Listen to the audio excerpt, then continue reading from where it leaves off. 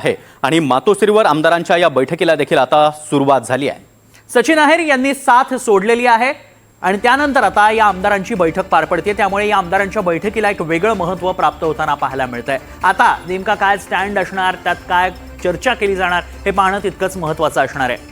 तन्मय, 22 जूनला देखील आमदारांची एक महत्त्वाची बैठक उद्धव ठाकरे यांनी घेतलेली होती। 6 खासदारांनी ज्यावेळी उद्धव ठाकरेंची साथ सोडली त्यानंतर सर्व आमदारांना बोलावून उद्धव ठाकरे यांनी मार्गदर्शन केलेलं होतं आणि आज पुन्हा एकदा आमदारांची ही बैठक पाहायला मिळते। अगदी रिजवान आपल्या सोबत आहेत, आपले प्रतिनिधी रिजवान अधिक माहिती देतील। रिजवान, मातोश्रीवर तातडीची बैठक बोलावण्याचं काय नेमकं कारण आहे आणि कधीपर्यंत ही बैठक पार पडणार आहे?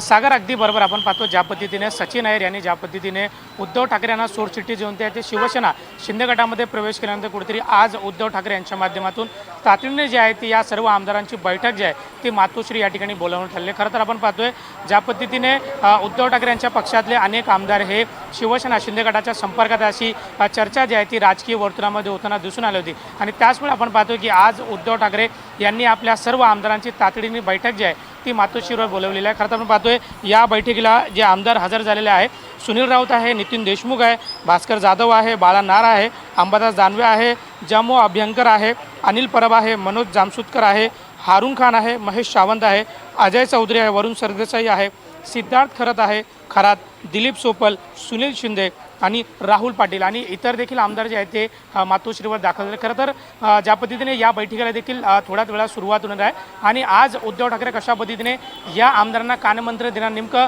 पुढील कशा पद्धतीने पक्ष बांधणीसाठी काय काय कामं करायची आहे, नेमकं उद्धव ठाकरे आज काय या सर्वांना कानमंत्र देणार तेच पाहणं महत्त्वाचं आहे। सौरभ, नक्कीच रिजवान, धन्यवाद दिलेल्या या माहितीसाठी।